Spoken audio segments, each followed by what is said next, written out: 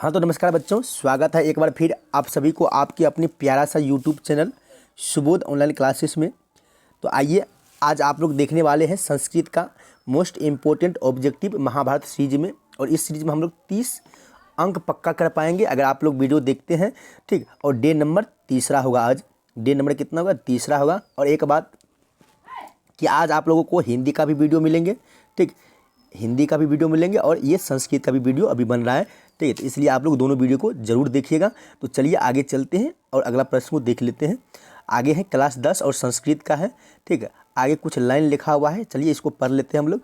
कहा गया है कि यूं वक्त को बर्बाद न किया कर, गर वक्त चाहे तो मुझे बर्बाद कर देगा, ठीक है। तो इसलिए आप लोग समय को बर्बाद मत कीजिए, वक्त को बर्बाद मत कीजिए, ठीक। वक्त का वैल्यू दीजिए। तो चलिए अगला प्रश्न को देखते हैं और अगला प्रश्न आपका है, देखिए और जवाब दीजिए। अगला प्रश्न है कि गच्छ किस धातु का रूप है? बताइए। अगर संस्कृत व्याकरण पढ़े हैं तो आप लोग जवाब दीजिए कि गच्छ किस धातु का रूप है। तो आपको याद होगा कि गम धातु का रूप है। क्या? किस धातु का? गम धातु का, ठीक। चलिए अगला 2 नंबर का प्रश्न देखते हैं। और 2 नंबर का प्रश्न है कि लताये में कौन विभक्ति है? लताये में कौन विभक्ति है? बताइए आप लोग। तो क्या होगा? ऑप्शन नंबर बी, यानी कि चतुर्थी विभक्ति है, ठीक। चलिए 3 नंबर का प्रश्न देखिए और जवाब दीजिए आप लोग। बताइए कि 3 नंबर का प्रश्न का जवाब क्या होगा। 4 ऑप्शन दिया हुआ है। लिखा हुआ है कि पिता किस शब्द का रूप है? सबको पता है कि पिता किस शब्द का रूप है। तो ऑप्शन नंबर बी है, यानी कि पितृ, ठीक।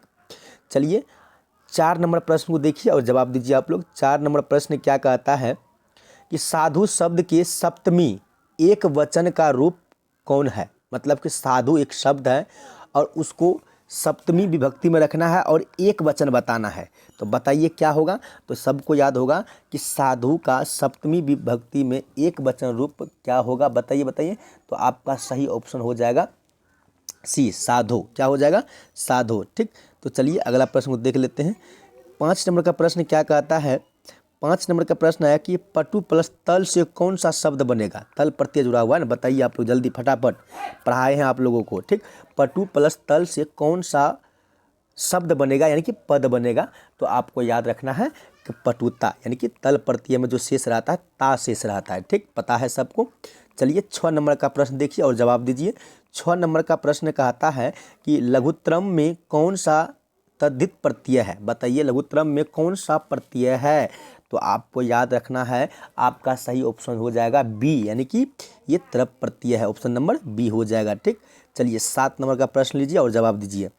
7 नंबर का प्रश्न का जवाब दीजिए आप लोग। 7 नंबर का प्रश्न कहता है कि आगतीय शब्द में कौन सा प्रत्यय है? आगतीय शब्द में कौन सा प्रत्यय है? तो आपको याद रखना है ऑप्शन नंबर सी, लयप, ठीक। कौन सा प्रत्यय है? लयप प्रत्यय है, ठीक। चलिए 8 नंबर प्रश्न लीजिए। 8 नंबर प्रश्न क्या है देखिए और जवाब दीजिए आप लोग। 8 नंबर प्रश्न कहता है कि भू प्लस सत्री से कौन सा शब्द बनेगा? भू प्लस सत्री प्रत्यय मिल करके कौन सा शब्द बनाएगा? तो आपको याद रखना होगा, आपका सही ऑप्शन हो जाएगा डी, यानी कि भवतः। कौन सा बनेगा? भवतः, ठीक। Option number D. चलिए 9 नंबर प्रश्न है आपके सामने, पढ़िए प्रश्न को। 9 नंबर प्रश्न का आता है कि राजन प्लस डीप से कौन सा शब्द बनेगा? राजन प्लस डीप से, यानी कि डीप प्रत्यय राजन में जोड़ देंगे तो कौन सा पद बनेगा, यानी कि शब्द बनेगा? तो आपको याद रखना है, आपका सही ऑप्शन हो जाएगा ए, यानी कि रागी, ठीक। ऑप्शन नंबर ए हो जाएगा आपका सही आंसर। चलिए 10 नंबर का प्रश्न आ गया आपके सामने, जवाब दीजिए इसका कि मूर्खा में कौन सा स्त्री प्रत्यय है? बताइए तो कि मूर्खा में कौन सा स्त्री प्रत्यय है? तो सबको पता है, सबको पता है क्या होगा? क्या होगा? ऑप्शन नंबर सी, यानी कि टाप प्रत्यय है, ठीक। चलिए 11 नंबर प्रश्न है आपके सामने। 11 नंबर प्रश्न का आता है कि पाटलिपुत्र का इतिहास कितने वर्ष पुराना है? बताइए तो सबको पता है कि पाटलिपुत्र का इतिहास कितने वर्ष पुराना है? तो आपको याद रखना होगा 2000 वर्ष, यानी कि ऑप्शन नंबर आपका क्या हो जाएगा? सी, यस सर। तो चलिए अगला प्रश्न को देखते हैं। 12 नंबर प्रश्न का आता है कि सरस्वती का कुलगिरी कौन सा महानगर था? सबको याद है, बताइए। सरस्वती का कुलगिरी कौन सा महानगर था? तो कौन सा था? पाटलिपुत्र, यानी कि ऑप्शन नंबर सी हो जाएगा आपका सही जवाब। चलिए 13 नंबर का प्रश्न देखते हैं। 13 नंबर प्रश्न कहता है कि घर में लगे आग को देखकर कौन लोग पलायमान हो गए, बताइए। तो आपको याद होगा ऑप्शन नंबर डी यानी कि धूर्त लोग। ऑप्शन नंबर क्या हो जाएगा, डी हो जाएगा, धूर्त लोग पलायमान हो गए। चलिए 14 नंबर प्रश्न देखिए, जवाब दीजिए इसका। चलिए आ गया 14 नंबर प्रश्न, पढ़िए प्रश्न को कि चारों आलसियों को कैसे बाहर किया गया, बताइए। अगर आप संस्कृत बुक पढ़े हैं, हमसे पढ़े हैं, तो जवाब दीजिए कि चारों आलसियों को कैसे बाहर किया गया। पैर पकड़कर, हाथ पकड़कर, या केस पकड़कर, या बाँह पकड़कर। तो आपको याद होगा सर आप बताए थे कि केस पकड़कर बाहर किया गया था, ठीक। तो चलिए अगला प्रश्न है 15 नंबर का प्रश्न देखिए और जवाब दीजिए। 15 नंबर प्रश्न का आता है कि अलस कथा अंतर्गत मिथिला में कौन मंत्री थे। अलस कथा के अंतर्गत मिथिला में कौन मंत्री थे, तो आपको याद होगा, बताइए बताइए। तो आपका सही ऑप्शन हो जाएगा सी यानी कि वीरेश्वर, ठीक। और पूछेगा वीरेश्वर कहाँ के मंत्री थे, तो मिथिला के, ठीक। तो चलिए अगला प्रश्न देख लेते हैं। 16 नंबर प्रश्न देखिए और जवाब दीजिए आप लोग।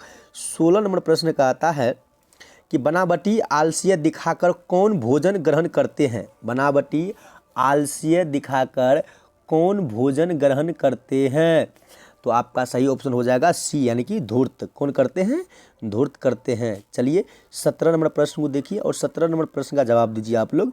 17 नंबर प्रश्न का आता है कि विजयंका का काल किस शतक में माना जाता है, किस दशक में माना जाता है। विजयंका का काल किस दशक में माना जाता है, तो बताइए आप लोग। तो आपको याद होगा किस शतक में, तो आपको याद होगा डी ऑप्शन नंबर यानी कि अष्टम शतक में, ठीक। ऑप्शन नंबर क्या हो जाएगा, डी हो जाएगा, ठीक। चलिए 18 नंबर प्रश्न का जवाब आप लोग दीजिए, ठीक। इस प्रश्न का जवाब आप लोग दीजिए।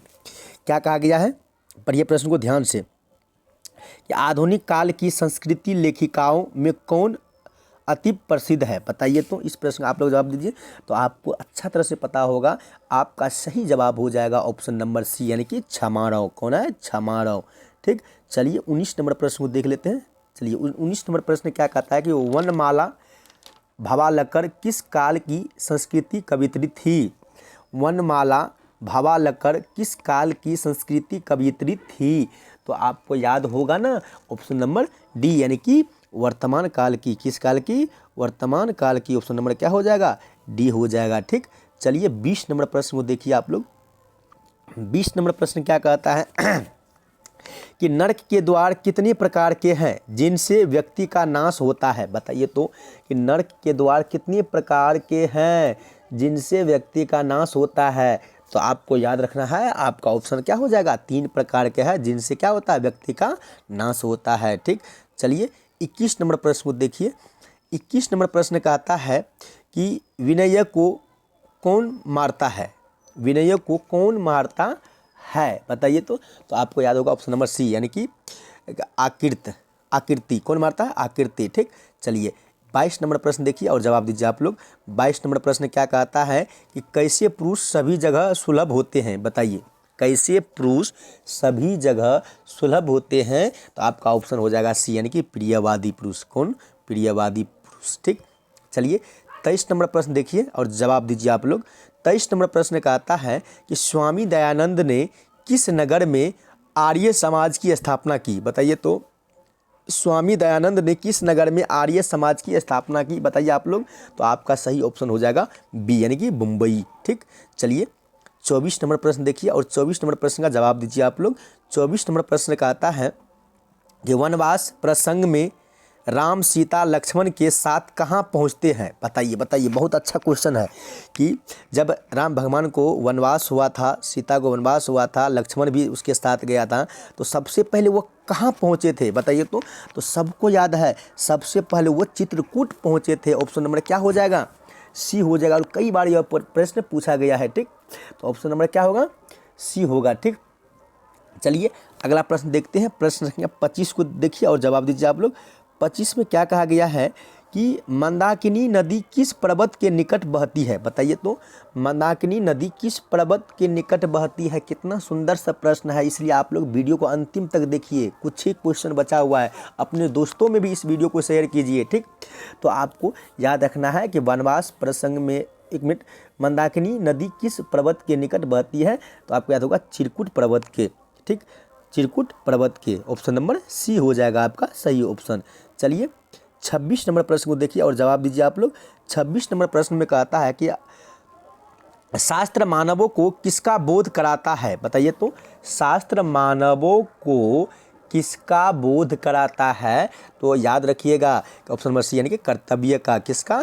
कर्तव्य का। ठीक, चलिए 27 नंबर प्रश्न को देखिए और जवाब दीजिए आप लोग। 27 नंबर प्रश्न है कि वेद रूपी शास्त्र क्या होता है? वेद रूपी शास्त्र क्या होता है, बताइए। तो आपका सही जवाब हो जाएगा ऑप्शन नंबर बी यानी कि नृत्य। ठीक, चलिए 28 नंबर प्रश्न लीजिए, आपके सामने है और जवाब दीजिए इसका कि 28 नंबर प्रश्न क्या कहता है कि वराहमिहिर द्वारा रचित कौन सा ग्रंथ है, बताइए तो आपका सही ऑप्शन हो जाएगा सी यानी कि बृहस्पतिहिंसा। ठीक, ऑप्शन नंबर सी आपका सही जवाब हो जाएगा। चलिए 29 नंबर प्रश्न देखिए और जवाब दीजिए इसका आप लोग, क्या होगा इसका सही ऑप्शन। तो चलिए, ऋषियादि प्रणीत को क्या कहते हैं? ऋषियादि प्रणीत को क्या कहते हैं? तो आपको याद रखना है, आपका ऑप्शन नंबर हो जाएगा सी यानी कि कृतक कहते हैं। क्या कहते हैं? कृतक कहते हैं। चलिए अंतिम प्रश्न लीजिए और इस प्रश्न का जवाब आप लोग दीजिए। ठीक, चलिए पढ़िए प्रश्न को कि ऋषि गौतम ने किस दर्शन की रचना की? ऋषि गौतम ने किस दर्शन की रचना की? तो पता होगा सबको कि ये जो है ना न्याय दर्शन की रचना की। ऑप्शन नंबर क्या हो जाएगा? ऑप्शन नंबर आपका बी हो जाएगा। ठीक, तो बताइए आपका 30 प्रश्न में से आप लोग कितना प्रश्न को सही किए हैं? 30 में से आप लोग कितना प्रश्न सही किए हैं कमेंट बॉक्स में ज़रूर बताइए।